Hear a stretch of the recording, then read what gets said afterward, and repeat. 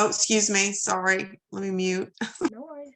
You guys you don't need to mute if your background's quiet, because I want this to be interactive. So, and I really would like to keep cameras on if you want. I guess it's kind of mandated in class, but maybe I'll just do what you want. How's that? This is for you. This is your learning opportunity. So for those of you that are coming in, I would like for your name and your professor to, even if you're my students, to put in the chat box so that we can send the attendance around to all the other professors.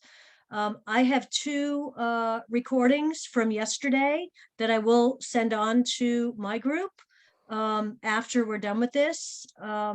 Let's see, Professor Apple did one and Professor Price did one. So I do have the recordings, and those will be coming to you as soon as we finish this recording, and then you'll get a 3rd one, which is this one. Okay, so if you haven't attended anything live, at least you'll have 3 recordings to listen to, and then there's one more tomorrow. So for those of you that are coming in, put your name, professor, in the chat box, please, so you can get credit for attending. So thanks for all of you guys that are here. Glad you're here. Again, this is your opportunity to ask me questions. It's my opportunity to go through the study guide with you, and let's talk through, what kind of questions you might be asked, talk through different concepts, different topics from the chapters we've covered in the last couple of weeks. Sounds good? So pull your study guides out and take notes. And I want this to be interactive. Okay. I need Felicia, you need to stop me with your questions. Okay. Yes, I got it all marked. So when you get there, okay. I will know what questions. And for all of you guys that are coming in, Felicia has marked up her study guide and has told me that she has 3 different bullet points on the study guide that she needs clarification on. So she will be stopping me on those 3 bullet points. And I would ask you guys, the rest of you, to do the same thing. Hopefully you've had a chance to review the study guide prior to coming to this review. I mean, this is not meant to be a class in teaching for information you might have missed. This is a review of information we covered.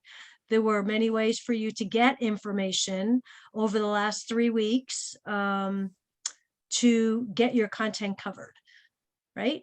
Recordings, live sessions. Okay, so let's get going on anybody have any burning questions before we get going? Okay, let's go. I'm going to share my screen. I'm going to pull up the study guide.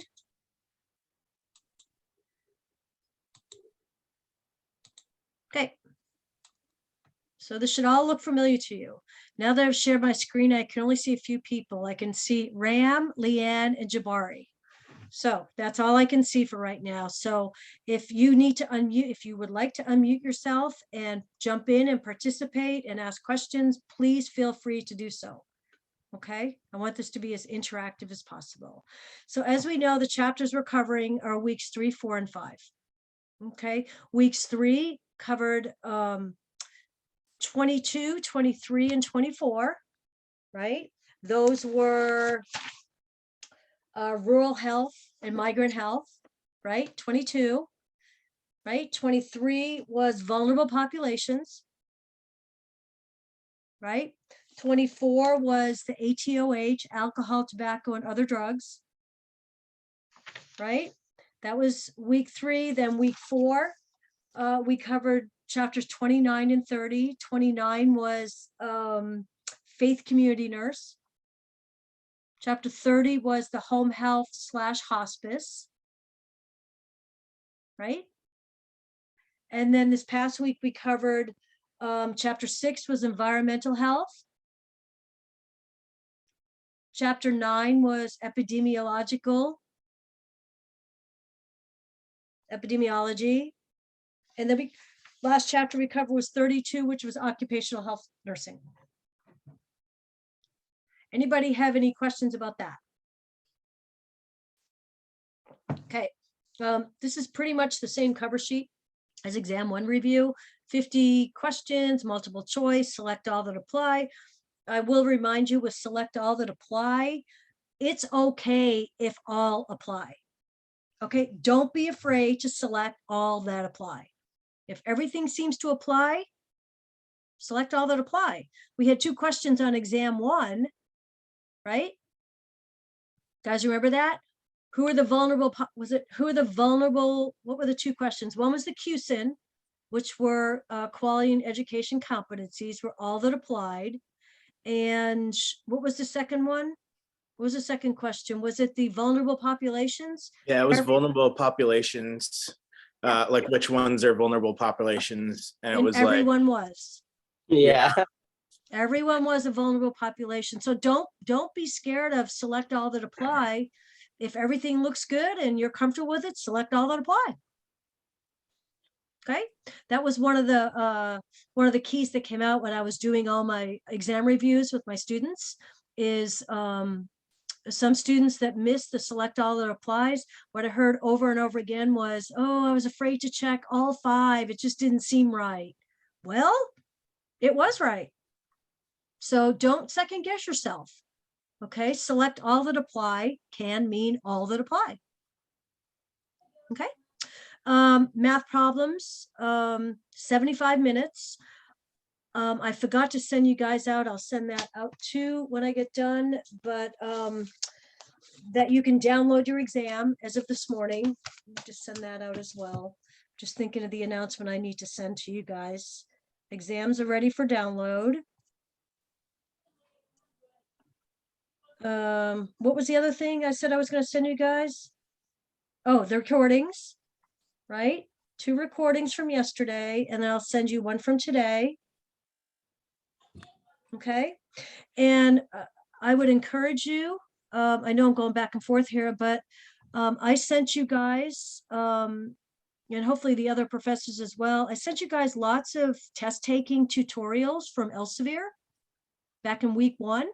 I've talked with all my students that, you know, there's some really good test taking tutorials in those ones I sent you. One is how to break down questions. One of the things that I found reviewing my students is a lot of students miss questions in which it was a priority question. Okay, words like biggest, greatest, what's the priority, what's the greatest, what's the least. Watch out for questions that are asked in a negative way, meaning that question we had on exam 1 where the student nurse was trying to explain what community-based nursing was. And the question was asked, what would concern you if she says this? So it was asking you to identify what was wrong. So be careful of those negative questions, okay? You have to read these questions carefully. Please go back and read these questions a second time. Make sure you're not missing a key word, especially on those priority questions. Okay. What's the greatest risk? What is the most vulnerable population? What is the, guys, help me out. What is give me some priority questions. What would a question look like that's a priority? Kind of like if the questions belongs to ABC, like airway, breathing, circulation type. Mm-hmm. Yep, that was one question. Remember that question about all those kids showing up in the health clinic, right? Who's the priority? You're right. Thanks, Ram. Who is the priority to see first? Well, that's a safety question, priority question. You got to think ABCs, right? I'm just trying to give you guys some strategies from what my students have learned from exam 1. Okay. Math questions are pretty basic. Okay. IV calculations, equivalence, conversions, right? Between systems. Okay. Oral and parenteral medication doses for kids. I sent my students several math resources. There's a couple of pretty simple ones that are, if you're struggling with math, there was a couple of very simple resources of how to set up the equations. If you're doing an IV drip, if you're trying to do a conversion, So go back and look at those resources if you got a lot of math questions wrong. Can't have math questions wrong. Okay, we have to be able to get those math questions correct on these exams. Okay, and then well, here's your next bullet, review math handouts. That's what I'm talking about. I sent you guys, everybody should have Dean Brown's recording. She did a very extensive math tutorial 2 terms ago on a Saturday morning. I think it's about 4 hours. Not that you need to listen to all the 4 hours, but she did an excellent, excellent tutorial. And so I've referred many students back to that, and the feedback I have is very positive. Right, so go back to week 1, or it was either week 1 or week 2. I think it was towards the end of week 1. I sent out Dean Brown's recording. Okay, case application, case study applications of concepts, assessment of prioritization. We just talked about that. And then it's key. We have to know our levels of prevention. Have to. Okay, and I've been saying all along, okay, we're heading into week 6, which is midterm. Been saying all along, levels of prevention are going to come up in every chapter. Okay, we need to be able to, we need to have a basic understanding of what primary, secondary, and tertiary are, levels of interventions, and we need to be able to apply that to each topic we're covering. So think of all these topics we're covering right now. Environmental, epidemiology, occupational health, faith nurse, home health, hospice. We have to be able to apply primary, secondary, and tertiary levels of intervention to all these different roles, all these different concepts and topics. Okay, and then there's a reason we send out case studies.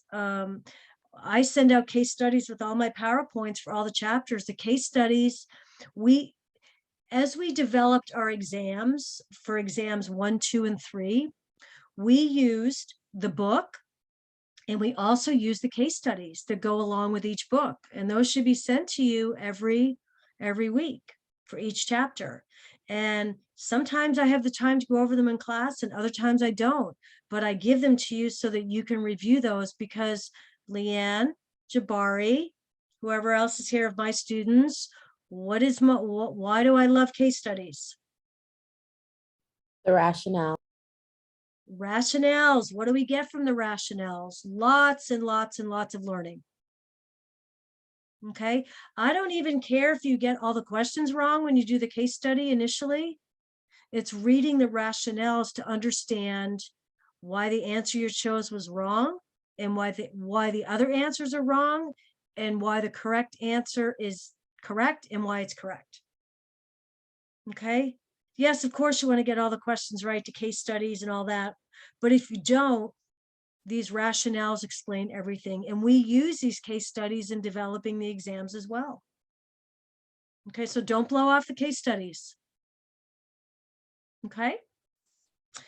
Okay, let's see. Remember safety first. What is priority? Prevention levels relate to each chapter, and nursing process.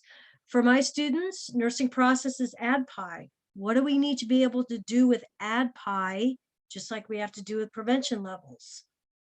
What do we have to do with ADPI? We have to apply it to community nursing, right? We're all experts on doing ADPI in a hospital patient, right? Yeah. Assessment, right? Like we're all used to going through ADPI. We can do it with our eyes closed with a patient in the hospital, right? But we have to be able to apply that ADPI into the community setting. So an assessment of a patient in a hospital may look different than the assessment of a client in the community. Right? And then the last thing that's key is the levels of the Healthy People 2020. Okay, you need to be able to take a look at that box in each chapter and know what the specific goals and objectives are for Healthy People 2020 related to that topic. So Healthy People 2020 is going to have a box in the faith community nursing chapter, okay, they're going to have goals and objectives that look different from the next chapter, which is what are their objectives for home health and hospice. So if you're asked a Healthy People 2020 question, which are the correct answers and which are not? Correct answers are whatever's on Healthy People 2020, Mhm. right? Absolutely. What if all the answers look good, like they did on the last exam? Then they're all it. Well, what if they look good? Okay, that's number Oh, one. They all the- look good, but They got to be the Healthy People 2021. Well, that's what I was getting at. If they were on the Healthy People and they Yes. were all it, then they would all count. yep, exactly, Alicia. Yep. So remember, if you get a Healthy People 2020 question, only the answers that are within that box are the correct answers. Okay, they all may look great idea, great objective, great goal, but are they Healthy People 2020? And a lot of students get tripped up on those kinds of questions where they think everything looks good, but we need to remember they have to be Healthy People 2020 objectives. Okay, Can so I ask you something, you bet. Laura? Now, the Healthy People 2020, the questions, is it gonna like, when you look at it on the box, is it gonna match what it's gonna be on, if it was on the exam? Is Yeah. it gonna match like to a T, or is it gonna be reworded? No, it's going to match to a T. Okay. Match to a T. Okay. Yeah, good to know. Okay. One of the questions on exam 1 was, how do we best talk to Healthy People 2020 suggests that there are many ways to talk to parents about new parents about parenting skills. Every answer was a good one, right? Nutrition, reproductive health going forward, positive parenting skills. I don't know. Let's think of another one. Vaccines. They all look good. You go through the list and go, wow, yeah, well, of course we should be talking to every parent about that. But remember, they asked, what are the Healthy People 2020 goals? And there was only one right answer, and that was the positive parenting skills. And a lot of students that I reviewed with chose, was it vaccinations? I think it was vaccinations. Well, yes, of course, that's important, but it wasn't a Healthy People 2020 goal. Does that help? So this is not an all-inclusive study guide, but as I say, it's a very good representation of what's on the exam. Okay, helpful hints, best practice is to review your notes, review recordings. If for some reason during the last couple of weeks you were distracted during the recordings, I mean, you'd be amazed at when class is over and everybody logs off. I usually have 2 or 3 people that they're not even there. The cameras are on, but they're not even there. So, they either just stepped away or maybe they just turned it on and left. I have no idea, but I actually end up having to remove them because I call their names and they're nowhere to be found. So it's up to you. And what I've told my students is you're going to get out of this class what you put into it. Okay.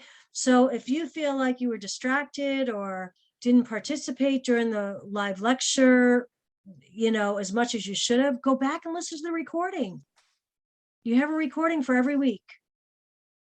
Okay.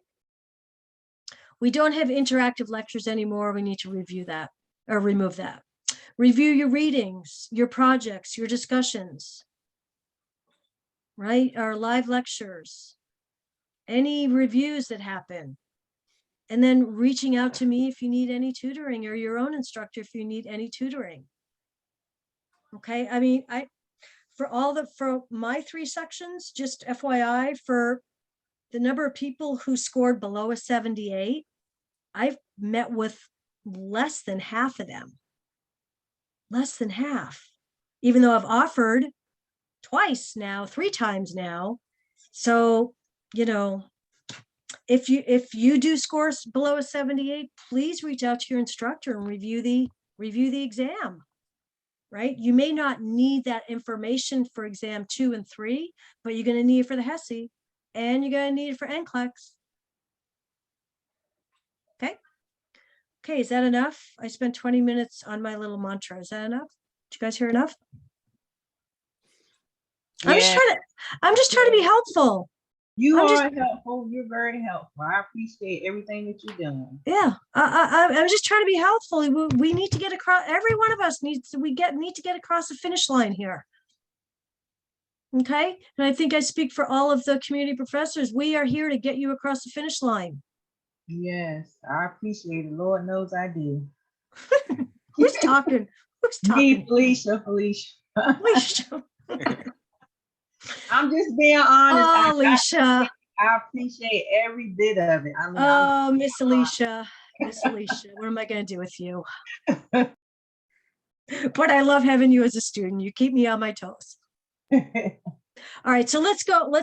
This is actually sequential as far as covering chapters. So I'll make it easy for you. Rural health, migrant healthcare, and cultural considerations. That's chapter 22.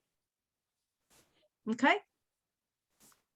So I'm not going to read it. I want you to read the first bullet, and then let's decide what you might be asked about that. What information is being given in this paragraph that would be helpful, and what kind of question might we get? So everybody take a look at the first bullet.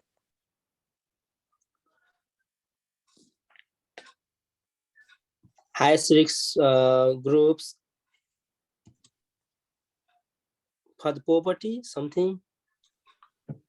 I like to highlight. Oh, So yeah. Ram just said he thinks that the groups at highest risk, well, what are we looking at? Poverty in rural areas, right? That's the subject of this bullet, right? Poverty. So it states who's at the highest risk of poverty in rural areas. Women and children, Keep going. the ethnic group, minority racial groups, single parents, families. Migrant workers. Okay. migrant workers. Okay. Keep reading. Among the racial, it breaks it down even further. The Hispanic rate. Mhm. Okay. So I there's a don't lot of, see- oh, go ahead. excuse me. I don't see anything in there about migrant workers. It just says children, racial ethnic groups, and single parent families. Okay, this section covers rural and migrant. So this bullet doesn't include the migrant. Okay, so if you're talking about racial and ethnic, you just mentioned just the Hispanic, but they're Yep. not necessarily the migrant. Okay. Correct. So what kind of question might you get about this? So I like like that apply. What's the question? Which population are at the highest risk of poverty in rural areas, kind of like. Yep. And it doesn't need to necessarily be select all that apply, but it might be. And you've got 4 different answers in there, or it could be which group is not at risk. And, Yeah. and that's asking it the negative way.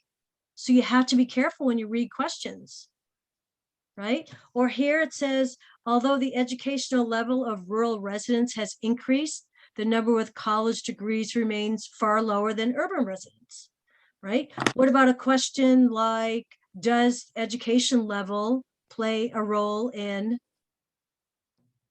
poverty in rural areas?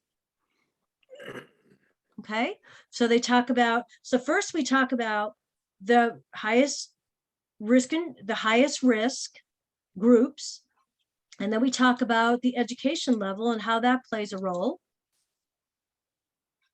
right? And then we talk about, there's a third part in this, is unemployment. Okay, unemployment remains higher for people with the least education. So there's a lot of information in that, right? So you need to think about what kind of questions you could get asked. And I would encourage you to do what I'm doing. I like to break down things and pull out important words, right? So I see about 4 different kinds of questions you could get asked from this bullet. Okay, you don't need to memorize every piece of this study guide, but if you start to pull out the important parts, you can start to think about, what do I need to know here? Right? Well, we know that the concept here is there are consequences of poverty in rural areas, right? And rather than memorizing them, I mean, why wouldn't you know, even if you don't memorize them, why wouldn't you think that children are at higher risk? Minority, racial, and ethnic groups are at higher risk. Let's say you didn't even read this, right? Single parent families in general are higher risk. I mean, so even if you haven't memorized it or get, stuck, oh, I remember seeing this on the study guide, but I don't remember exactly what it was. Think common sense wise. Make sense? Okay, let's go to the next one. Okay, now we're talking about physical demands of harvesting crops. Okay, we know that they take their toll on the musculoskeletal system. Okay, how? Well, it tells you. Back and neck pain were the most common types of chronic pain reported, with many workers leaving or changing jobs. So I don't know, what system, I'm throwing this out there. What system is most affected by harvesting crops for 12 to 14 hours a day? There's Hospice. one. Yeah. There's one potential. How about, what is the most chronic type of pain reported? Low back pain. Back and neck pain. Back, okay. Okay. And then it gives you a little bit more information about low back pain. Okay. Nurse assesses the client to see whether the pain is aggravated by events that increase intraspinal pressure. What is intraspinal pressure, you ask? Well, here you go. Bending, lifting, sneezing, coughing. Okay.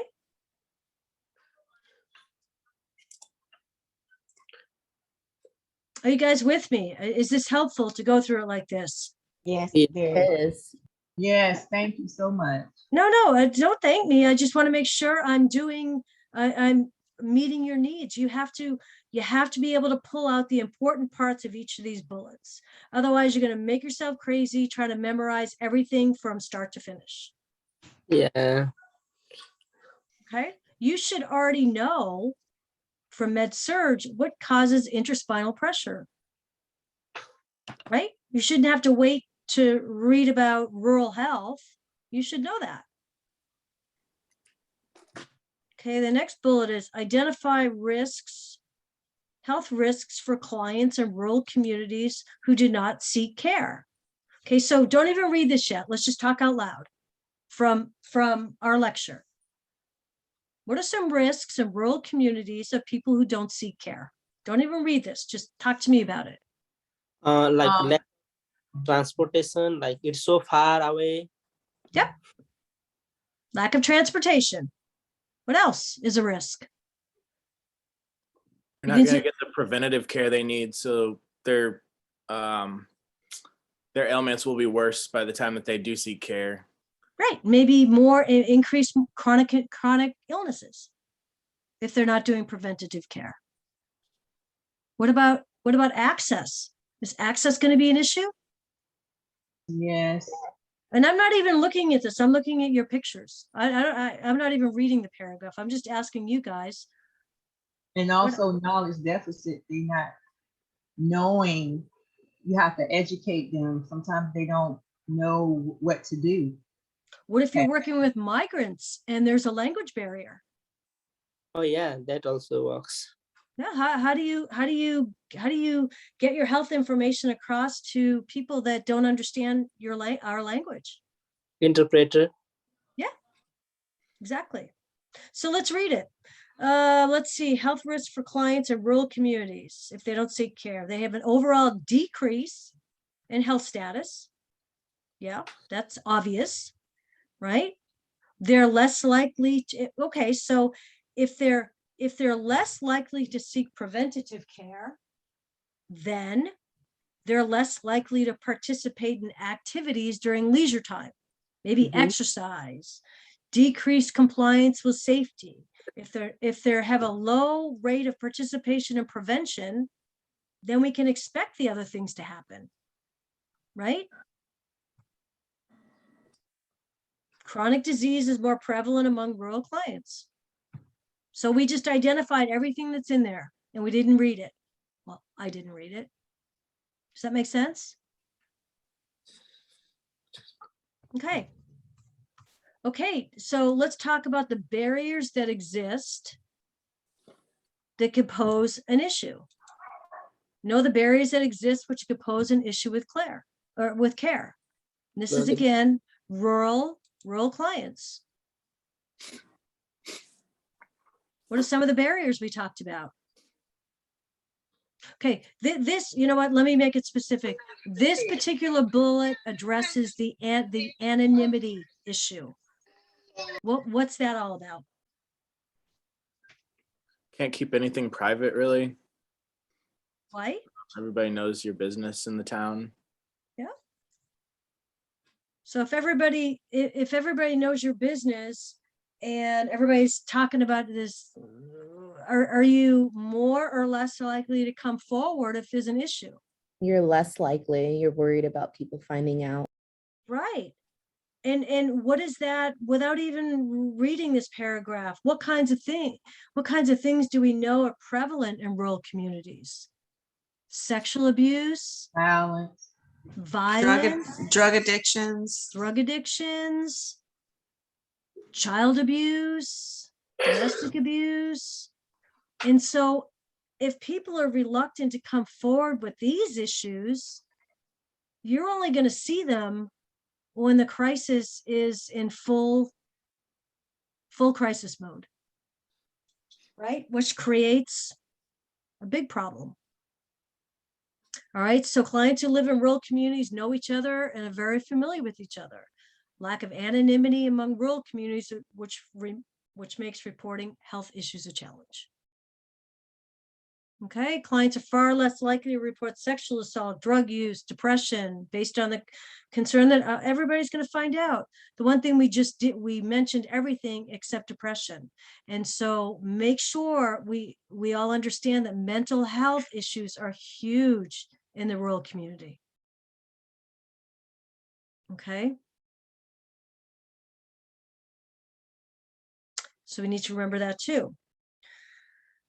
Okay, here comes a bullet about Healthy People 2020. Okay, so this is primary and tertiary prevention, Healthy People 2020 objectives regarding pesticide exposure. So what you guys are going to need to do is go back to chapter 22. Is that where we're in? 22. And we're going to have to read the Healthy People 2020 box. Okay. And a good summary of it is right here. Okay, to prevent exposure. So we're talking about objectives regarding pesticide exposure and health risk for migrant farm workers. Right, to prevent exposure. Well, you've got it right here. To prevent exposure, a primary intervention strategy is for the nurse to provide education and teach workers how to reduce their exposure. Is that primary, secondary, or tertiary? It's primary. Why is it primary? Because you're teaching them before they get sick or have pesticides. You're trying to teach them how to reduce their exposure. You're trying to prevention. Remember, what did we say? P and primary is what? I do the PPSSTT. Primary is? Prevention. Secondary is? Screening. Tertiary is? And Treatment. Treatment. And why why do I not throw education solely into the primary? Because you're educating on each level. Okay, Felicia, tell me about that. You just educating them on the primary level as well, because you want to make sure they understand what's going on as far as not the disease coming upon them. And then secondary level, you want to educate them on the screening process. And then tertiary level, you want to educate them on not letting the disease get worse, which they already have the disease, but they don't want it to get worse. So you want to Excellent. educate them on that. Excellent. Felicia, excellent, excellent. So the reason why I made Felicia explain that is because I don't want anybody to get tripped up on education is only at the primary level. Okay, so primary is education and prevention.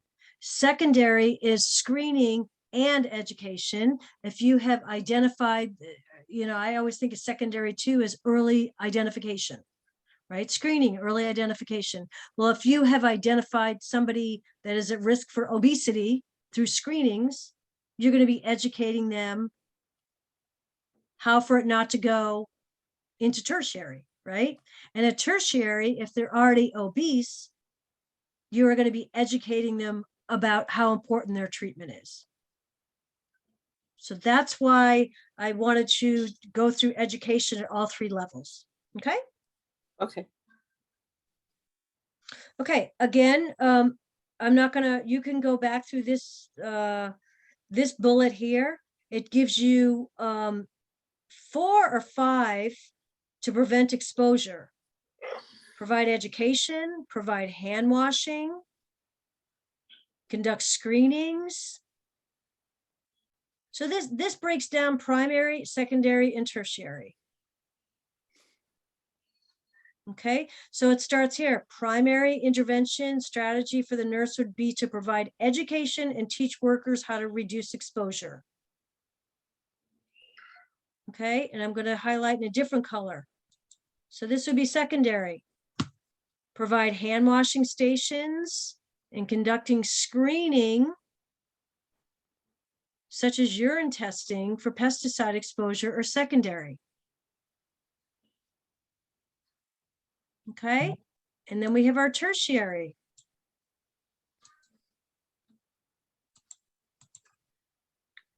Okay, so that's how you break down that little bullet there. It's breaking it down for you. Primary, secondary, tertiary.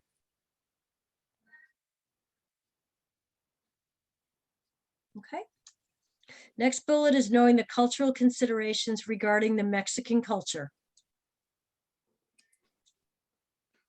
What do we want to know? What is the approach to care and how should a nurse evaluate teaching and understanding? Right, we know the nurse is considered an authority figure who should respect the individual. Right here, we're talking about the Mexican culture. We should be respecting everybody, but for purposes of this bullet, right, we need to be able to respect the individual. We need to be able to relate to the individual as to maintain the individual's dignity. Right? Such an approach, I'm just reading through here, would be expected for any client. Right? Respect the individual, be able to relate to the individual, and maintain the individual's dignity. Such an approach would be expected for any client, not just with immigrants. And then it goes through a little bit more detail about the Mexican culture.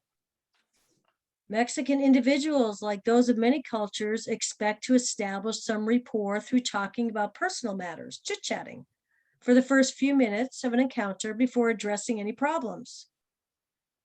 Touching as a caring gesture is usually seen as a positive behavior. What question might you get asked about the Mexican culture? Maybe, how do you establish a relationship? Right? Well, if that's the question, they like to establish some rapport through talking about personal matters. Right? So this is about some highlights of the Mexican culture. Okay.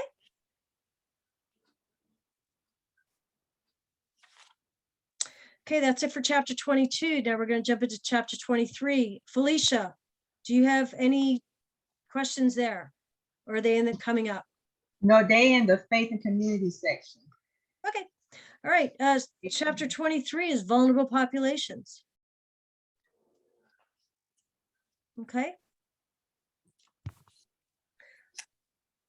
For all of those that are still coming in, I need you to put your name and your professor in the chat so I can send out the attendance to your instructors.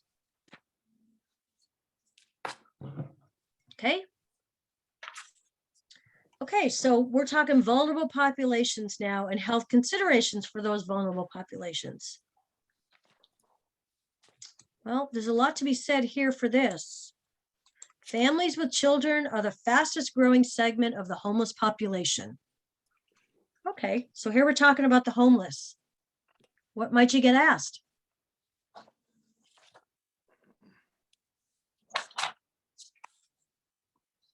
What group are the fastest growing segment of homeless population? And the answer is, Families with children. thank you, Jabari. Or you might get a question that says, talk about the negative. How do we propose, Jabari, how do we do that in a negative, not negative way, but how does that get asked in the negative?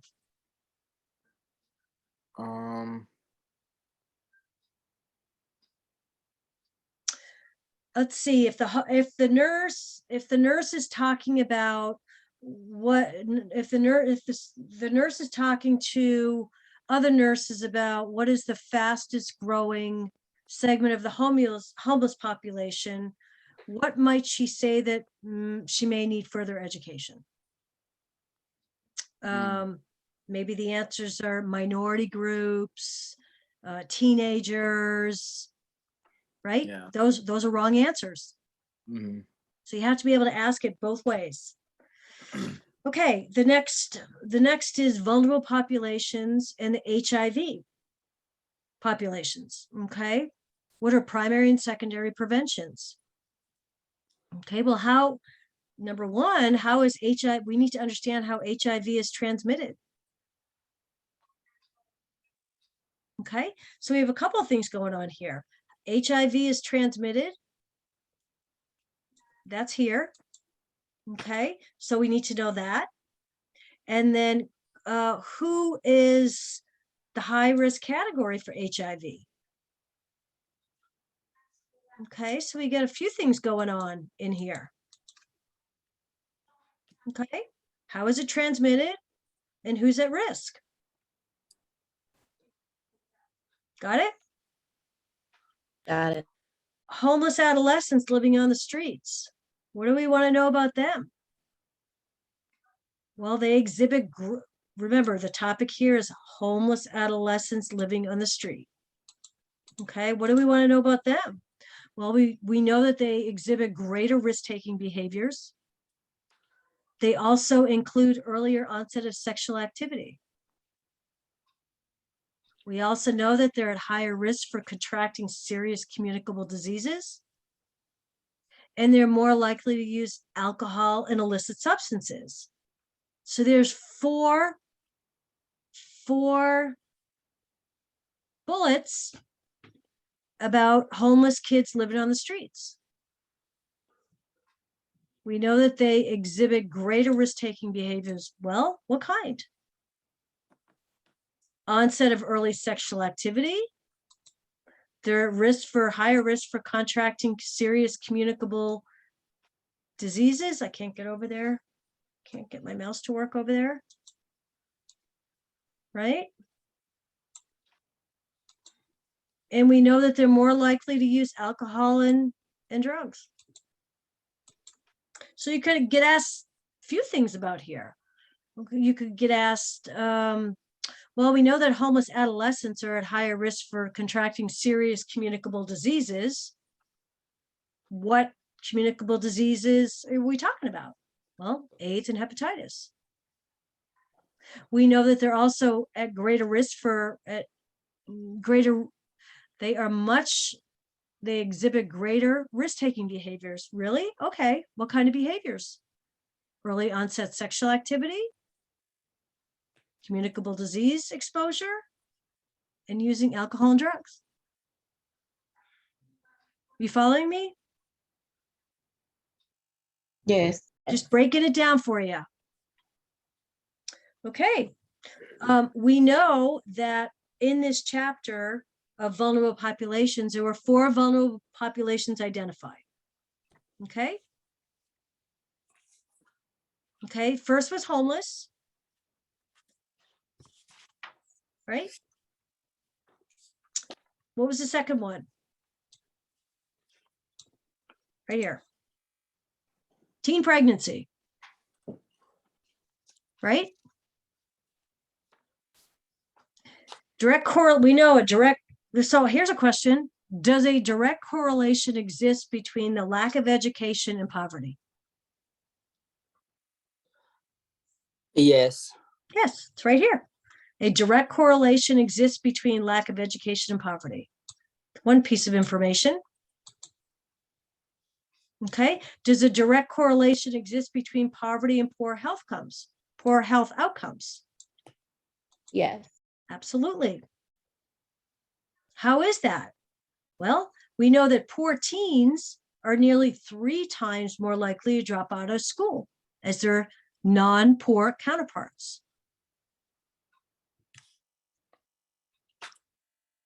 Okay, so the rest of this paragraph gives us some ideas. Poor teens are nearly 3 times more likely to drop out. So what does the rest of this say? It talks about what we can do. Right? When programs that assist the mother to complete her education are instituted, chances are increased for her future. Right? So there's one. So maybe, what about a question of what can we do? What can we do for these teen pregnant moms? Well, number one, when programs that assist them to complete their education are instituted, they have a better chance for the future. Number two, it's important to keep them in school during the pregnancy. Okay, and have them return as soon as possible after birth. So there's 2 things we can do.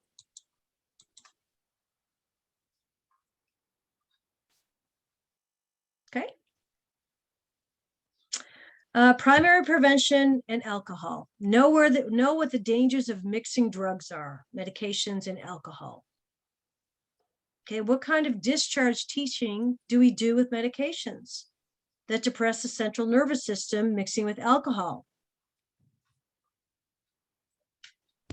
Okay, so you have to have an idea of that. I don't need you to know every single drug and how it interacts, but you should have a general knowledge, especially from pharmacology, med surg, of what you don't want to be mixing.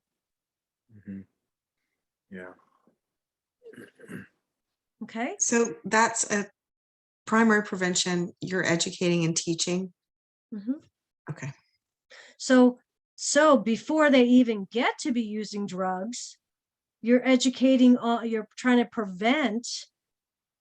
to educate them on what's going to happen if you're using drugs and drinking alcohol at the same time. What are some potential really bad outcomes? Mhm. Okay. And that's why it says primary prevention of alcohol. Know the dangers of mixing drugs and medication and alcohol. Right. So asking the question, what kind of discharge teaching would you do with medications that depress the central nervous system and mix with alcohol? So what would you guys do?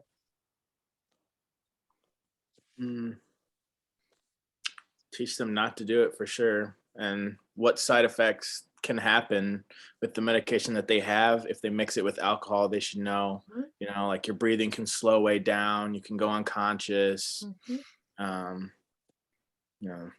I don't Well, know. think about it. What we're talking about here, this group, we're talking about the people that are really affected by mental health. We are sure they're going to be going home on medication. Right? Mhm. So we have a duty, part of our discharge planning is to discuss with them whatever they're on. you should be able to, as part of your discharge teaching, you know, you're on this particular drug. Here's the dangers of mixing alcohol with this drug. Here's the dangers of driving, you know, whatever you need to go over with them. Okay. Okay, community mental health centers can provide, community mental health providers can help prevent a culture of youth violence by creating lots of things. Okay, so let's say the topic here is prevent a culture of youth violence, right? How do we do that? Big brother, big sister type. Yeah. Is that what they're talking about? Those types of Yeah. coalitions Well, and partnerships? Yep, here's your answers. Creating coalitions and partnerships, right? Providing activities to increase social skills and helping kids learn to stop, think, and act. So if you were asked a question about how do we assist in preventing a culture of youth violence, select all that apply. I'm just throwing that out there. Well, there's 3 things that work. We're suggesting that work. Coalitions and partnerships. So when you read each of these bullets, think about what you might get asked. Okay. So do you guys think that homeless people have the same problems accessing care as others do that are living in poverty? Yes, I do. Okay. Okay. So what do they do if they need to access care? Just They go like to the mercy emergency. room. what? They go to the mercy room. And what's the problem with that? Cost. Yes, high as the cost. Expensive. And they may get referred to a free health clinic. Exactly. But that's usually the point of it is that's usually where they first go. Right? They don't have primary care. They don't have a primary care provider. Right? So I'm into this last bullet here. Homeless people have the same problem accessing care as do others in poverty. Okay, what do we mean by poverty? Lack of money, lack of insurance, lack of transportation. Right? And you guys just said it. Healthcare of homeless people is usually carried out in the emergency departments. Okay, where the cost of service is very high. And you're right, whoever said that, the emergency departments will treat what the emergency is, but they will try and transition them into the clinics. Okay.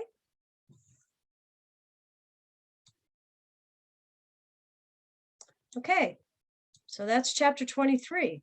Any questions on 23? Let's move into 24, which is alcohol, tobacco, and other drugs. ADPI prevention safety. It's telling you right here that you should review your Healthy People 2020 concerns with tobacco and objectives. So what does that tell you? You should go back and take a look at chapter 24 in their Healthy People 2020 box.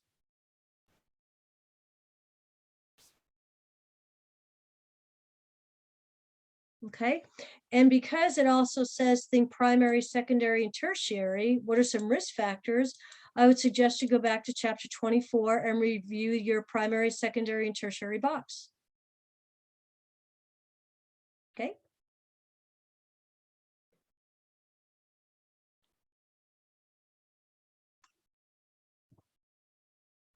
Okay, here it's telling you review how psychological dependence can occur with chronic use and what drugs are safer to use.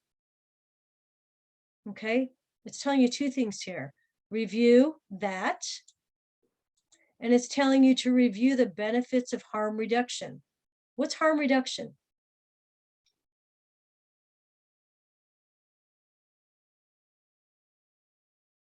How do to you, reduce injury to self.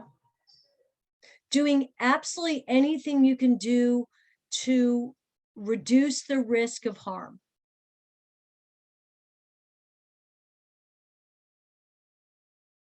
Okay, and then it's asking you this question. It's 3 questions. Review how psychological dependence will occur with chronic use and which drugs are safe to use. Review the benefits of harm reduction. So if you don't know that, you're going to need to go back into chapter 24 and read the section on harm reduction.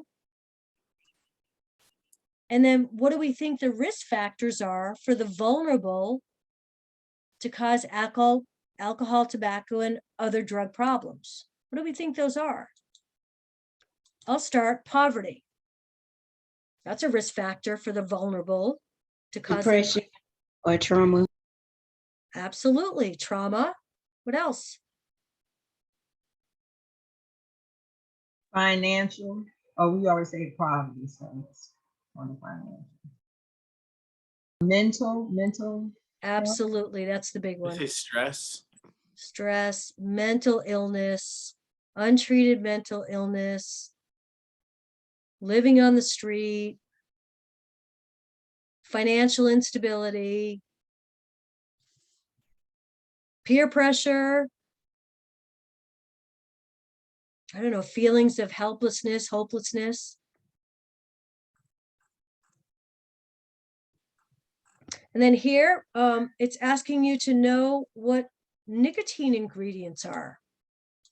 Know the dangers, and how would a community nurse provide teaching on vaping products and exposure? What would be some primary and tertiary points for teaching and prevention?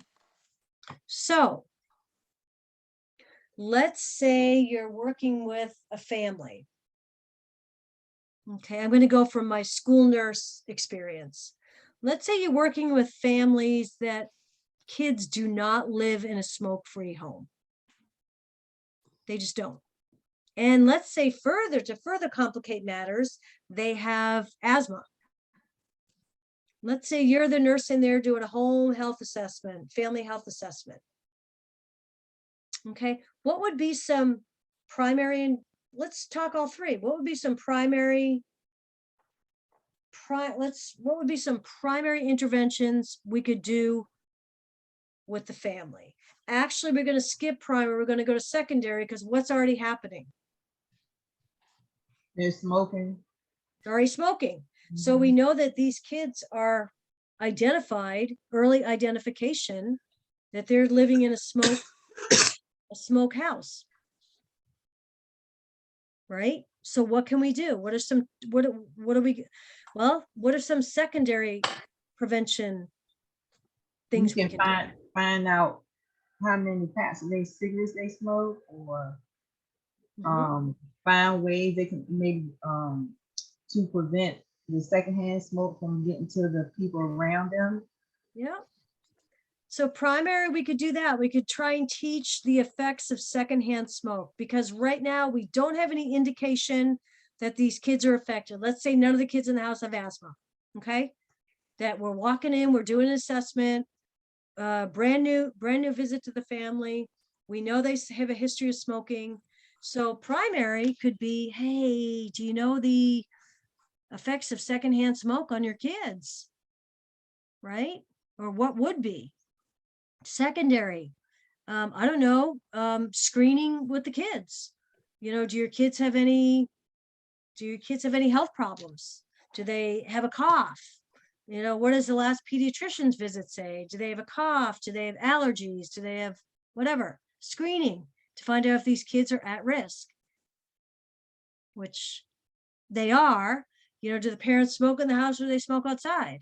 I don't know if they smoke outside, that's better than smoking in the house, but do they have any of the early signs of the effects of smoking, being around secondhand smoke?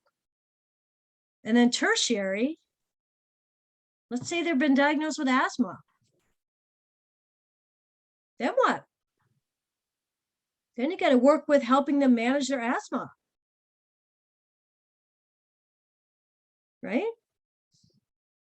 So So let's say you're having a conversation with a parent and the parent says, don't worry, I used to smoke 4 packs a day, I only smoke 2 now. Really? That's Is not that? nice. No, that's because obviously your goal is a smoke-free home, right? For these kids. What if they say,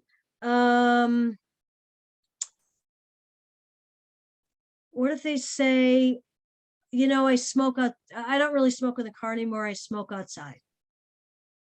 Okay, that's a little better. What if they say, don't worry, I'm vaping now, I'm not smoking? They're still not, still dangerous to vape and is legal. Right. So what's the issue with vape? Is that any different? No, No, no different. no. So what would we try and do? We would try and offer the family, you know, smoking cessation programs, resources to help them quit smoking. Okay, we're glad they're smoking outside. We're glad they're cut from 4 to 2 packs, but we really want them to get them to stop smoking. Right? That's going to be the only safe haven for the kids. Right? Okay. Okay, anybody have any questions on that? Okay, let's skip into, I think we're at chapter, I do. oh, go ahead, go. So what will be an example of educating them on a tertiary level for smoking? Well, the education would be making sure they know how to help their child manage their asthma. Do they know when to give the inhaler? Do they know when to, you know, do they know what the signs of an asthma attack are? Right? The kid already has asthma. Now, do they know how to take care of them? Make sense? Do they know how to do a nebulizer? You know, if they do have an asthma attack and the doctor has sent home a nebulizer, do they know when they should give a nebulizer before giving an inhaler? When to call the doctor, when to go to the hospital? Does that help? Yes. Okay, faith community nurse. What's the difference between congregation-based and institutional-based nursing?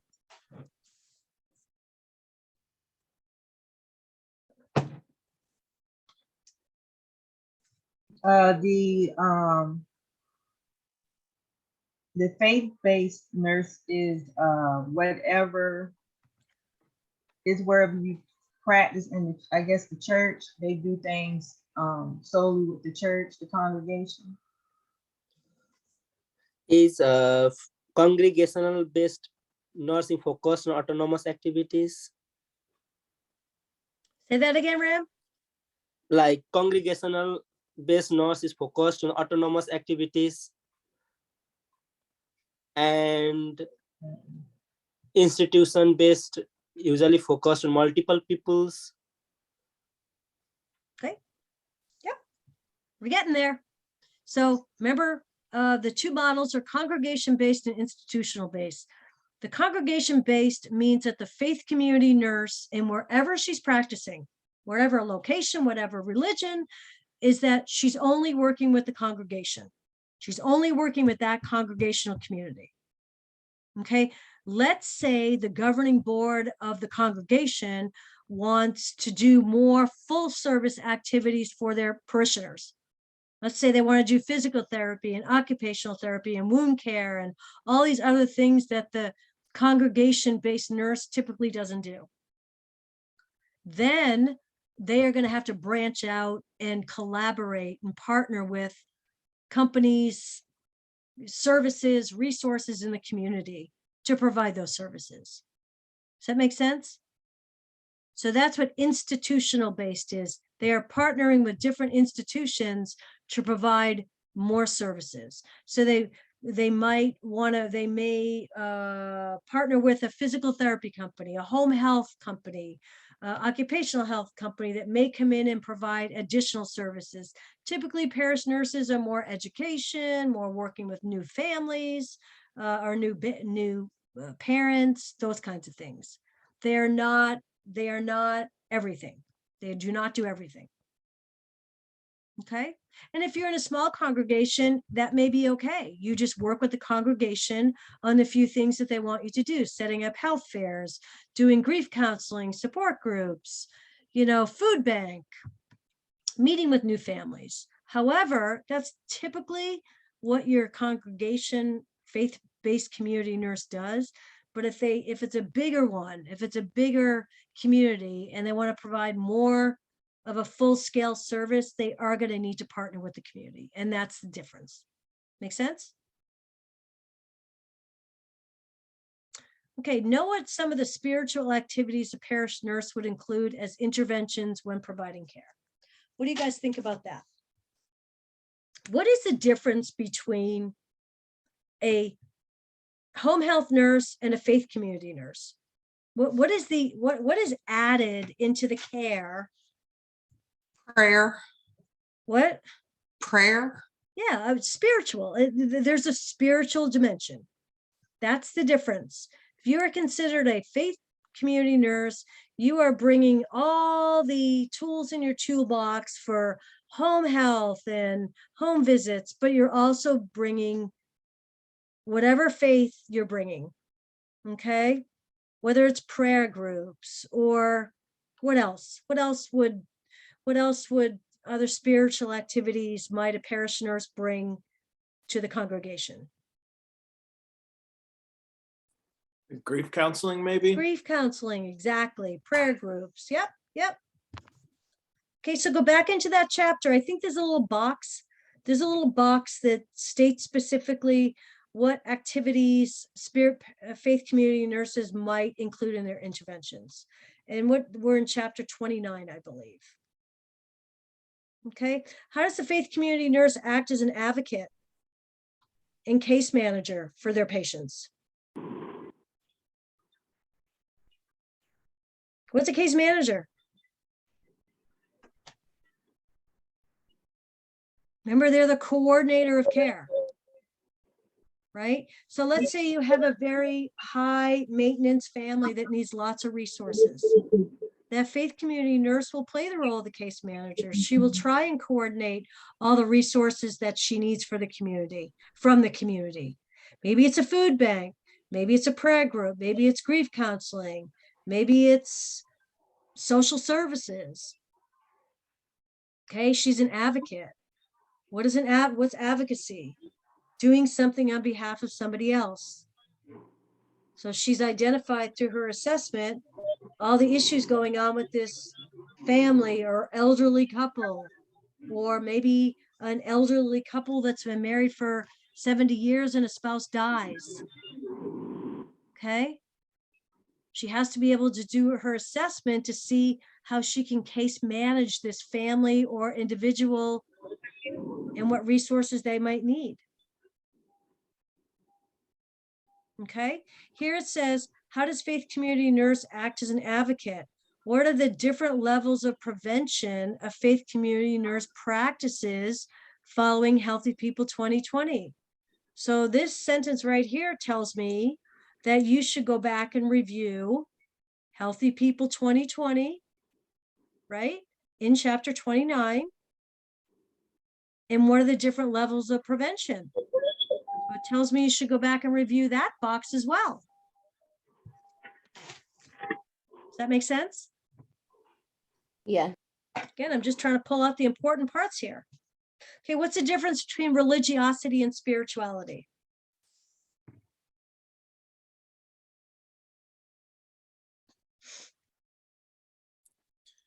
Isn't religiosity about a certain religion, and spirituality is more just about what you believe as a person, not with any religion? That's exactly right. Thank you, Jabari, really good. So religiosity deals with a specific religion, whatever that might be. Catholic, Lutheran, evangelical, Baptist, Muslim, doesn't matter. That's religiosity. It's whatever congregation you belong to, probably all people are practicing that religion. And then spirituality is, what is your big picture? What do you think about as the world turns, I guess? Okay.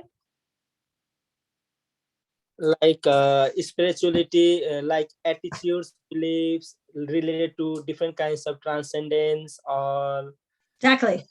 yeah, actually it is like non-material types of lives.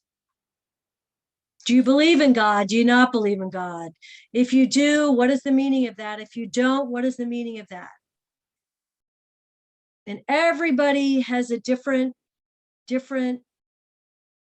view, different position on spirituality. And nobody can take that away from you. Right? No, it's not right. It's not wrong. It's whatever you believe. Okay.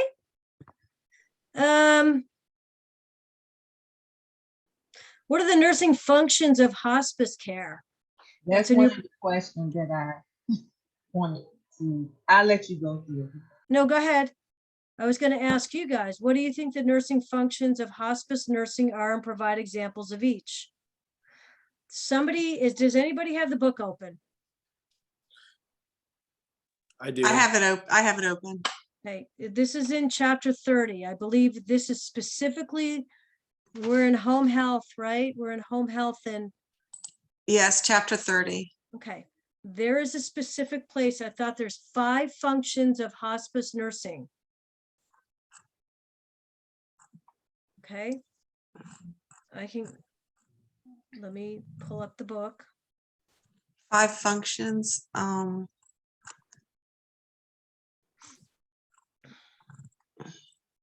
What I think this is there's 5 different, I think this is supposed to say home care, I think. There's how Because- to. No, there's 5, because we went over it in class. There's 5 ways, there's 5 areas of home health. One is transitional care. Remember, we had this in one of our questions. I remember it, but that's That why I one was confused. I was confused because it say hospice nursing, but I thought it was saying, I thought, it should have been home care instead of hospice. I didn't know for sure. Yeah. I'm gonna highlight that. I'm gonna try and highlight that and clarify that, but somebody go and read us the 5 functions of home health nursing. There's 5 ways. Okay, let me see if I can find it because I have it open. The first one I think is primary. It's like primary care, transitional care. Anybody in that chapter right now? Well, I'm in it, but not levels of prevention. Nope. Nope. Nope. Let me get to. I know exactly what I'm trying to get to. I have it Anybody open. know? Does anybody know what I I'm got trying to it. get It's to? population focused home care. That's it. Transitional care. That's home it. care clients, home-based primary care. What and page home health. You're going too fast for us. What page are you on, Felicia? I'm not on the page. I had wrote it in my notes. Oh, I was going through the lecture. I just wrote everything down in my notes. I have it. I think it's population focused home care. Yep. Everybody, what page are you on? 526. Okay. Hang on. Keep going. Keep going. Okay, population focused I home need to look care. something up, so go ahead. The next is transitional care in the Mhm. home, Mhm. home-based primary care, Mhm. home health, hospice. Mhm. I think that might be it. And the dying child, I don't know if Nope, that's. that's not, that goes under hospice. So Okay. there's 5 functions of home health. Felicia, good pickup. Yes, that's why I circled it, because I knew that you was gonna be here today, and I knew you will clarify that. So I certainly on my Does that help? study guide. Yes, it did. Thank you so much. Okay. All right. That's one. We got one of Felicia's questions answered. I think she has a couple more. Care plans, nursing process, ADPI. Okay. So this, again, we're working with home health and hospice. Okay. So this is all how you work with a family towards their goals. How does that work? Okay. This is when you're developing care plans and using the nursing process. There are steps. There are steps in each of the ADPI. Okay, so this is a nice summary of how to apply the ADPI when you're developing care plans. Make sense? So this actually is an excellent paragraph on how to apply the ADPI when developing care plans. I'm going to let you guys tackle that.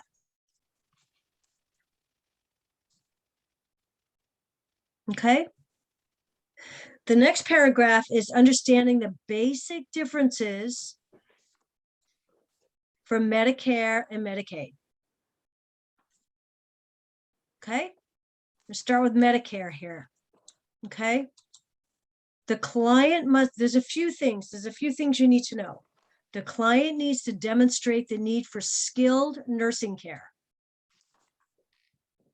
Okay, so what would that mean for that's Medicare. What about Medicaid?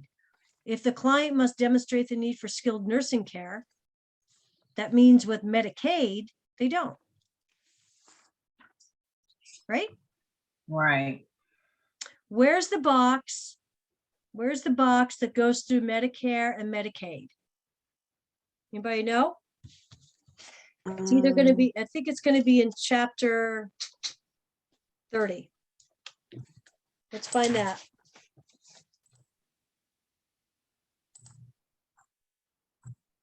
It's going to be in chapter 30 because both this bullet and the next bullet are about Medicare and Medicaid. Okay, and there's a really easy box that has the two of them side by side. It's on 535. Awesome. Guys, go to 535 or write it down to go to 535. What we need, the few things we need to know about Medicare and Medicaid is number one, which one do you have to demonstrate the need for skilled nursing care? That's Medicare. That's Medicare. And what's skilled nursing care? Meaning if you have to go into the home and teach family members how to do wound care, how to do injections, right? You have to be able to, that's skilled nursing care. Only you can teach that, right? So if the client is getting, say, personal care services, sitter, ADLs, that is not sufficient. That is not skilled nursing care. That's Medicaid. Correct. Medicaid provides services, but Medicare doesn't. Correct. Correct. Okay. Then the next box is still talking about it. What about the age? Okay. What's the Medicare? Remember, is for those 65 older or disabled. Okay. And then Medicaid, this is the primary difference. Medicaid is income-based. So when I worked in the schools, I used to get a list of all my families who checked off, we don't have insurance. And I used to submit referrals for every single family to see if I could get them qualified for Medicaid. And I used to remember the two of them because I used to get confused as well. I used to think of it as aid, the last three words, aid for my families. That's how I finally distinguished the two of them. Aid for my families. Okay, and it was income-based.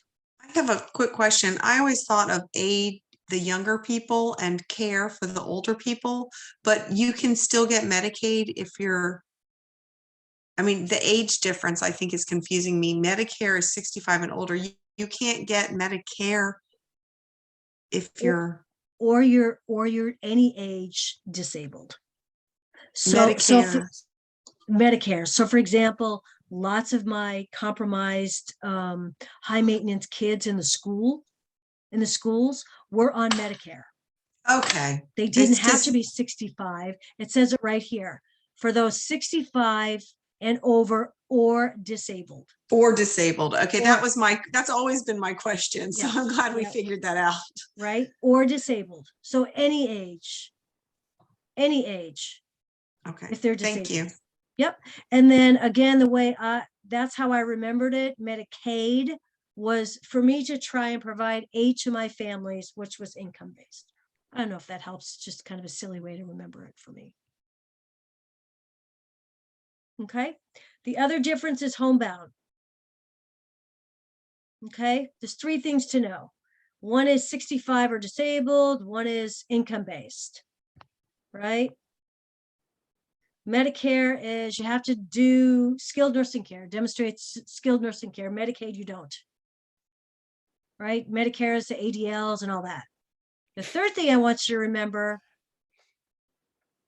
okay, is the homebound status. Medicare will only pay for home health by skilled professionals when you're homebound. Or if it's a taxing effort for them to get out. Or what? If it takes a taxing effort for them to get Yes. out, Okay, sure. yeah, they'll do that. You Okay. know, the homebound, if it takes a taxing effort for them. Okay, so Medicare requires a homebound status. Medicaid does not. I really want to make this simple. Three things you need to understand. Homebound versus non-homebound. Skilled nursing care versus not skilled nursing care. And how do you qualify? 65 or older or disabled at any age. And then financial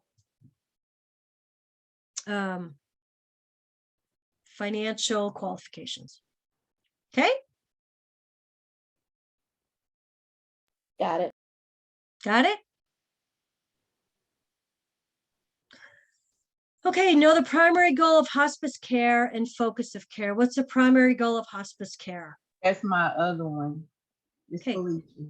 Okay, can we prevent death? No, What can we do? make them comfortable. Go back and read the section. There's a small section in chapter 30 on hospice care. Well, And I don't know if this was right, but I put the primary goal of hospice is to help maintain the client's dignity and comfort. Is that it? Yes, for the Okay. dying client. For the Yes. dying client. So Yeah. focus care, is that the same with the focus care? Or that's different? Yeah, well, no, the primary goal of hospice care and focus of care. What is the yeah, it's the same. What's the focus of the care of a dying patient? Just try and help them die with the least amount of pain and dignity as possible. And what's the other thing to remember with hospice care? These hospice nurses need to work with the whole family, right? Yes, they have their client, but they have to work with the whole family unit. What if you have family members that aren't really participating in the dying process, where the goal of hospice nursing is that they need to participate in the dying process? That's the goal. That's the healthy goal for everybody. Okay. Okay, and then here, what are some of the assessments a home health nurse accomplishes during a home health visit? I talk about this extensively in class. That's my last one. Okay, so think about it, Felicia. Let's say you are a home health nurse and you're going in to change a dressing. Yeah. What else can you remember? You're going in to do a dressing change. What else can you look at? What other assessments can you do when you're in? You can look to see how they houses is cluttered for safety. Then they don't trip and fall on loose rugs or. Yes, you can do a safety assessment. You can do an environmental assessment, right? You can do I don't know, family relationship assessment. How are people treating each other? How do people talk to each other? What's going on in the house? Is it filthy? Is it clean? Is there food? Is there not food? Is the food okay? Is it, you know, there was a box that was in there that said, go back and read through that. It said, okay, so you go in to do an assessment, and there's roaches running all over the place, and the client says, oh, hey, sit down, let's have a visit. How do you do that? What do you respond to? Or they offer you food and you know the food is expired, or they, you know, you're able, the home health assessment, a home health visit is the widely known to be an amazing opportunity to do all these kinds of assessments: functional assessment, health assessment, maybe behavior assessment, family assessment, environmental assessment. You get to see everything. Felicia, does that help? Yes, it did. Thank you. So do you know, you said what page is that? I know it's chapter. I don't know, but there was a box that I went through with my class that said, I think it was like things to ponder, things to think about, which is, what if you're in the home doing a home, you remember this, Leanne or Jabari? You're the only two I can see. Alicia, I can see your name, but remember talking about this? What do you do?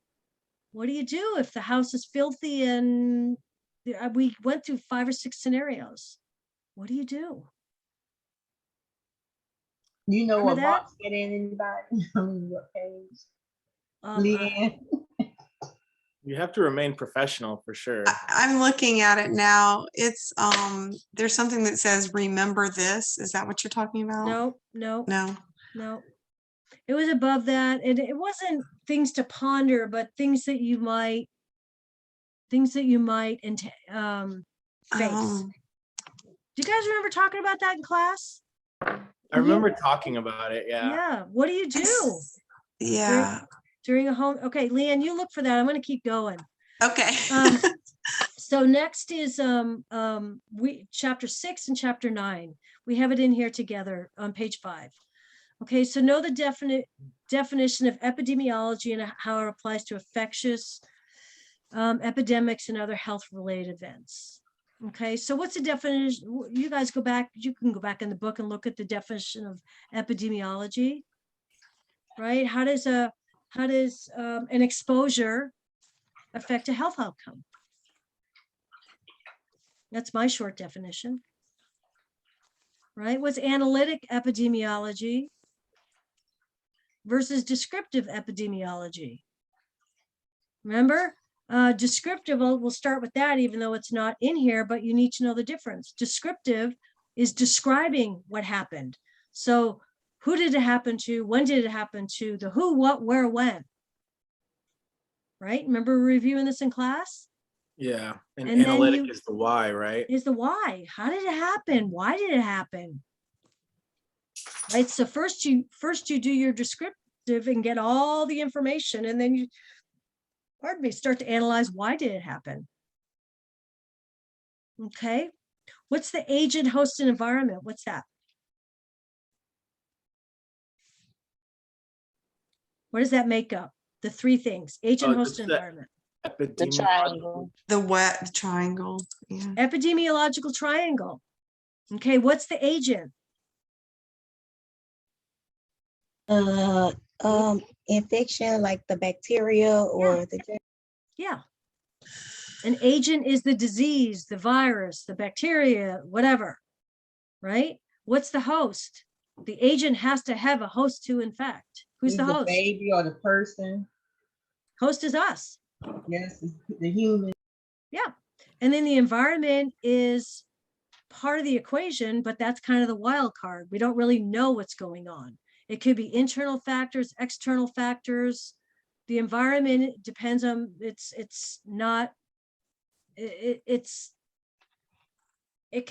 can fluctuate. So I use the example of COVID. Let's say COVID infects a high school classroom versus COVID affects a long-term care facility with elderly patients. Who might be affected worse? The elderly population. Why? because their immune system is not strong. Exactly. Okay, so what we call the web of causality, not to confuse you, but that's just all the different things that can happen. So let's say you took COVID, for example, and you said COVID's the agent, the host is, and you start naming off everything. The host is Jabari versus me. Well, maybe Jabari's healthy. I've just been through radiation in the last couple of years. I'm a little bit immunocompromised. I might be a little bit more affected than Jabari. And then Leanne, then Alicia. We all have our own, what does the host look like? Is it a healthy host? Is it a not healthy host? And so the web of causality is all those different formulas. So between myself, Leanne, Jabari, and Alicia, that's that whole entangled web, right? So is that like contract tracing? Yeah. Contact tracing? That's Yeah. what I'm- Yeah. So Jabari has a different piece of the web, then Leanne has a piece of the web, then I have a piece of the web of how we're all going to react to COVID. It's just a big complicated web. Make sense? I don't want to confuse you. The web of causality is simply all the interrelationships that can happen between the agent, the host, and the environment. Right? Let's say my environment is, I'm home. Let's say my environment, with me being somewhat immunocompromised, will depend on am I internal versus external. So am I out and about in the community, putting myself at risk? Or am I home, kind of with the door shut, right? What's my risk? Does that make sense? And so if you think of all the different scenarios that can happen between an agent, a host, and environment. All right, agent and host together, the environment's going to determine what's going to happen. Does that make sense? Whether it's worse or better. Okay. Does that make sense? That's the quickie, easy way to explain it. Does anybody have any questions? Because you will get asked about the epidemiological triangle on this exam. So I need you to understand what an agent, what a host, and what the environment is. In your book, it's chapter 9, there is a box that gives you examples of what an agent is, what a host could be, and what factors in the environment could be present. Okay. So descriptive, you said descriptive means describing what happened. Yeah. And, Who, what, where, when. And who, what, where, when. And the analytic is why did it happen? Yeah, how did it happen? Why did it happen? Okay. And that's right in your chapter. Okay, the next one is you need to go to your, in epidemiology, so we'll be in chapter 9. Just go to that box that gives you common equations of developing infant mortality rate, case fatality rate. Okay, for purposes of this study guide, it describes case fatality rate. Okay, so I would know this, know how to get a case fatality rate. Okay. So a case fatality rate, there's an example. There's in the book under case fatality rate, there's an example it gives. So let's say, I think the example is there were 100 people diagnosed with lung cancer,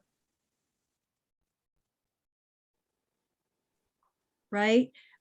And over the next 5 years, what is the case fatality rate going to be? Okay. So I think it says, can anybody pull up that box? It says 87% of these 100 people will die within 5 years. So the case fatality rate over 5 years is 87%. right? Make sense? Yes or no? Yes. Anybody else? Do you guys understand this? Case fatality rate, proportion of people diagnosed with a particular disorder, cases, who die within a specific period. Anybody found the page this is on? It's in the epidemiology. Goes I through- believe it's on page 153. That's a chart of common mortality rate. Yes, yes. So it doesn't have the, isn't like the second or third one down, case fatality rate? Yes, like the it's fourth one. fourth one down. Yeah. Okay. Okay, what's the example they give? If 87 of every 100 persons diagnosed with lung cancer die within 5 years, the 5-year case fatality rate is 87%. The 5-year survival rate is 13%. Okay, let's take that 5 years down to the first year. Let's just not even talk about years. So read that again, Leanne, and don't even mention the years. Okay, if 87 of every 100 persons diagnosed with lung cancer Let's say die within the Die. first 6 months, whatever. within the first 6 months, the fatality rate, and then it Case- gives a percent. Yep, the case fatality rate will be 87. So it doesn't matter if it's 6 months, 1 year, 2 year, 3 year, 4 year. It's saying that a certain amount of people are going to die or be diagnosed with something over a period of time. Don't read too much into this. Okay, if you understand this right here, you're going to be fine.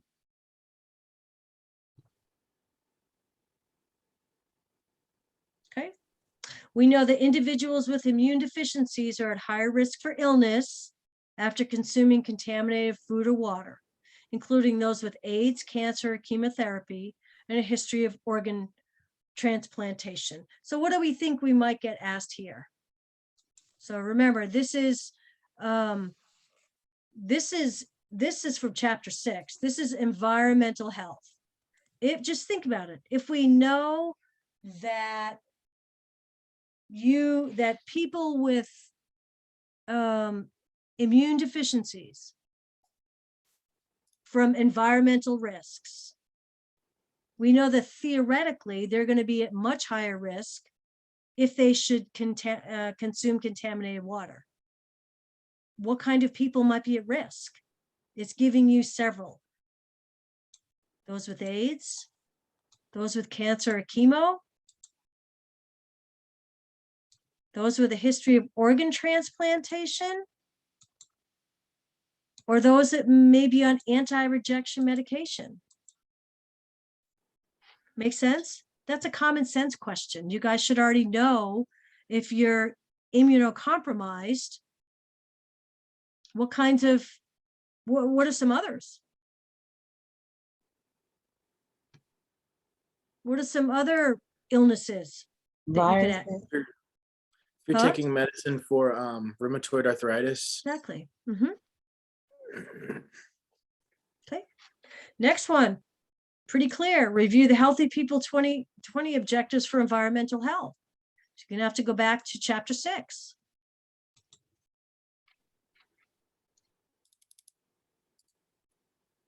Next one, here's chapter 32. What's the role of the occupational health nurse? Right? What would be examples of primary prevention strategies to reduce risks? So let's tackle the first question. What's the role of the occupational health nurse? What's occupational health? This should be down below, but what's the role? We'll go there. What's occupational health about? Where are you practicing your nursing? isn't it like keeping you safe in the workplace? Occupational health is workers and workplaces. That's what Occ Health is. Occupational health is workers working in the community. So what's the role of the occupational health nurse? She is responsible for assessing workplaces, right? Assessing workers, assessing job descriptions, assessing safety,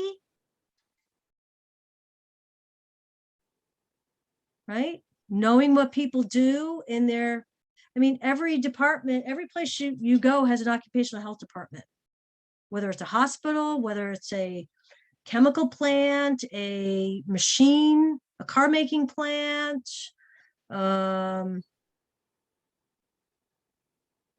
big tech, high-rise firm. Everybody has an occupational health nurse or department.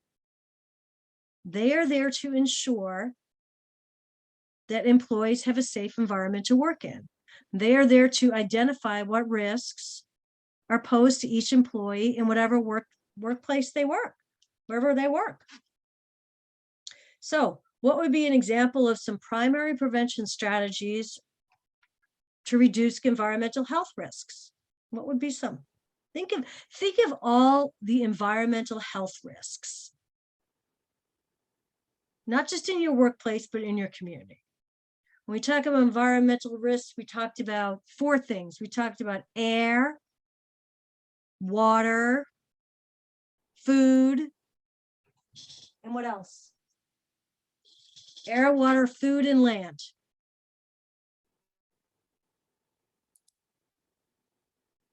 Okay, so educating, if you live near a highway, if you live near train tracks, you know, what would you be educating on the risk of air pollution, the risk of water contamination if you live near a lake? Those are all primary, right? Nothing's happened yet, but we want to make sure we understand what the risks are in communities. So we would be trying to educate on how to reduce your environmental health risk.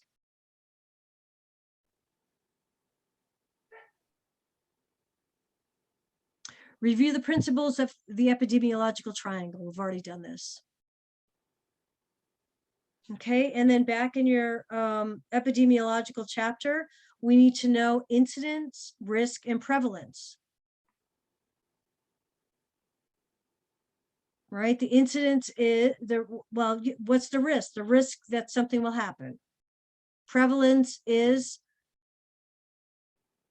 it going to happen?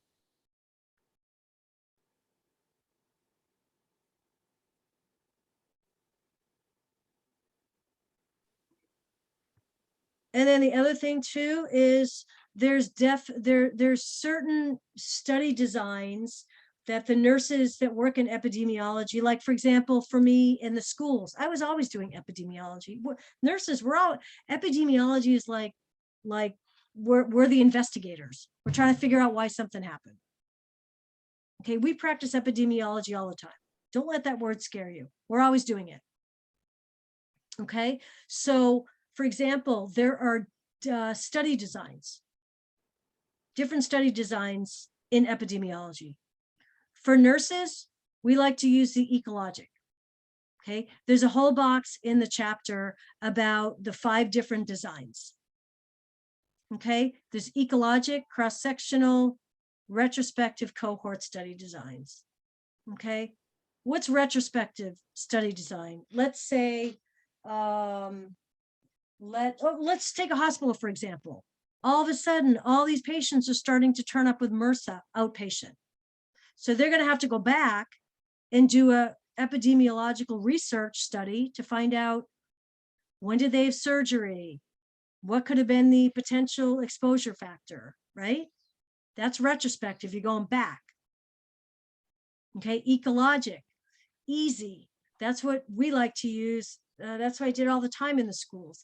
Easy access to data. It's quick. Is that going back to research? What? Is that what you're saying, retrospective cohort study design? Yeah, you're gonna have to go back and look at. Go back to research. Yeah. It's a lot of it is what we did with COVID. Right? Okay, once you got COVID, we had to go back and see who you exposed, when, you know, who you're around. Right? But I want you to take a look at that box in this chapter and look at these 3. Just have a summary of what each of these 3 are: cross-sectional, ecologic, cross-sectional, and retrospective. Those are the 3 I want you to look at. And just have a knowledge, one or two sentences of what each of these study designs are. And know that Ecologic is our favorite. That's a nurse's favorite. It's easy, it's quick and dirty. It relies on information that's readily available. Okay. Don't get bogged down in the epidemiology chapter. Please don't. Okay, just focus on what's in here in the study guide. If you have to go back and research because some of this doesn't make sense, feel free to go back and research. But please don't be reading that chapter from start to finish. It's too overwhelming and you don't need to know all the information. Okay? Then the last chapter is chapter 32, the occupational health nurse. Well, we already know what the role is. So let's talk about what are some hazards that an occupational health nurse would evaluate. Let's do a big car plant. What are some hazards she would evaluate?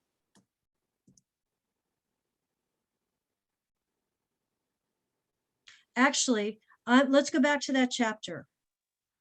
There's five areas that she would evaluate. Somebody go back to chapter 32. It's And page pull up the- 564. You know what I'm talking about, Leanne? Yeah, page 564. Okay, and tell me what the go ahead. What's the Categories of the categories of work-related hazards? Yep. Yep. Biological and infectious, Mhm.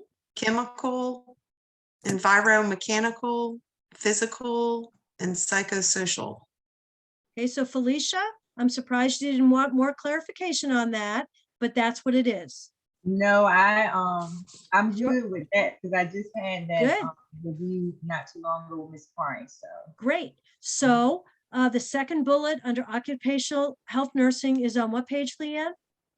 564. Okay, and there's 5 specific hazards or types or categories of hazards that the nurse would evaluate. And be able to recognize one of them, like if it's physiological, is it noise levels? Is it temperature extremes? Right? If it's psychological, is it stress at the job? Right? If it's the first one, biological, chemical, what are people working with? What kind of compounds and gases and what are we working with? Okay. So, and here under occupational nursing, it says review the levels of prevention and look at Healthy People 2020. So there's 2 things that they want you to look at, that we want you to look at. Look at the levels of prevention box and look at Healthy People 2020 in chapter 32. And then the last is know the function of OSHA. What does OSHA do? Okay, well, let's start with NEOSH. NEOSH is above OSHA. And I know it's not asking you to look at it here, but you have to understand NEOSH before you understand OSHA. So NIOSH is called NEOSH. Okay, that's the National Institute. Those guys are responsible for doing all the research, all the studies, identifying all the occupational health hazards. They do all the legwork, right? And then they give to each state's OSHA, right? What's OSHA? Occupational Safety Health Administration. Correct. So we think of OSHA as kind of the enforcers. They're the ones on the ground, statewide. Think of it. OSHA has different guidelines from NEOSH based on all the research and study they've done. OSHA has different guidelines for restaurants, for hospitals, for urgent cares, for rec centers, for churches, for schools, right? OSHA develops all the guidelines from the recommendations they're given. Okay, so behind JCMH, a JCMH visit is an OSHA visit. Does everybody know what I'm talking about? Everybody flips out when OSHA's coming, right? Occupational Safety Health Administration. They are the ones enforcing health or occupational health standards in the workplace.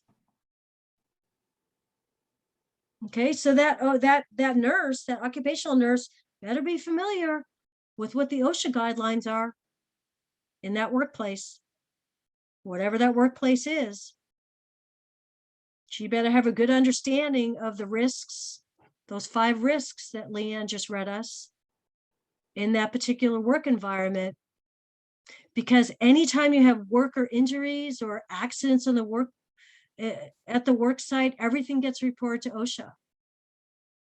Right, and they're the enforcers of the standards. They'll come out and visit you, make sure you're following what you're supposed to be doing. Right, enforcing the rules and regulations. So OSHA is really important when it comes to environmental health and occupational health.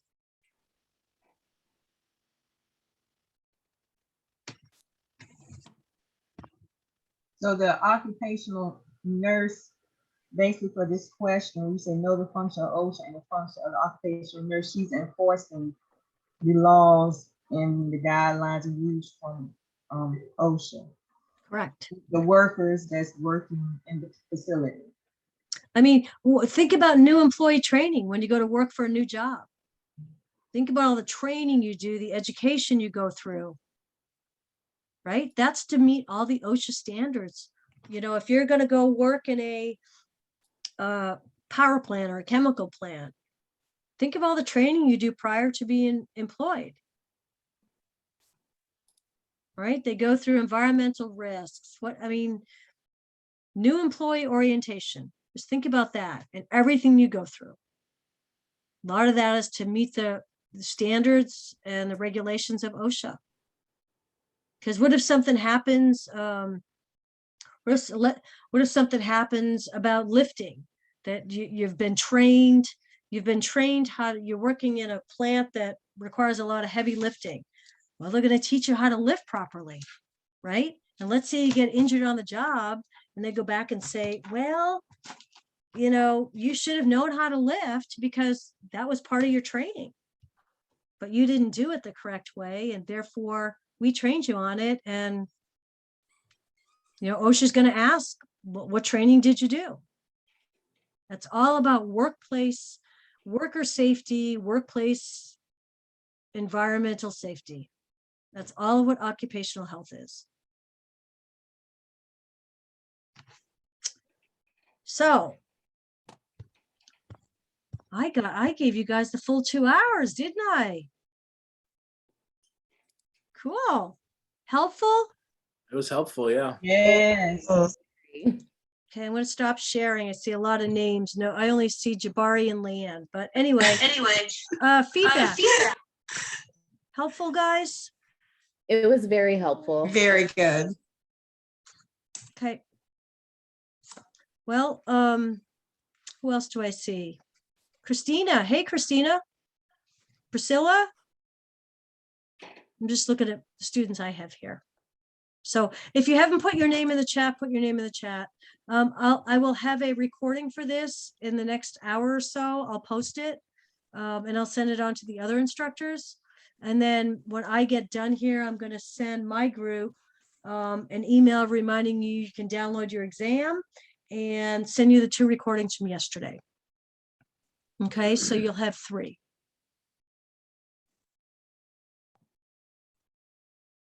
So that's all I have. I hope this has been helpful. I appreciate you attending. I appreciate your participation. Hopefully we'll help you guys. Again, just really focus on the study guide. There are other tools as well, but you know, if you have a good understanding of the study guide, then that's really a good indication of how well you know the material. And if you don't have a good understanding of the study guide, you got to go back and do your legwork, got to go back and do your research and make sure you understand what's on the study guide. Okay. Felicia, you're welcome. Thank you. You're welcome. Thank you. Wait, we have to ask Felicia, did I get all your questions answered?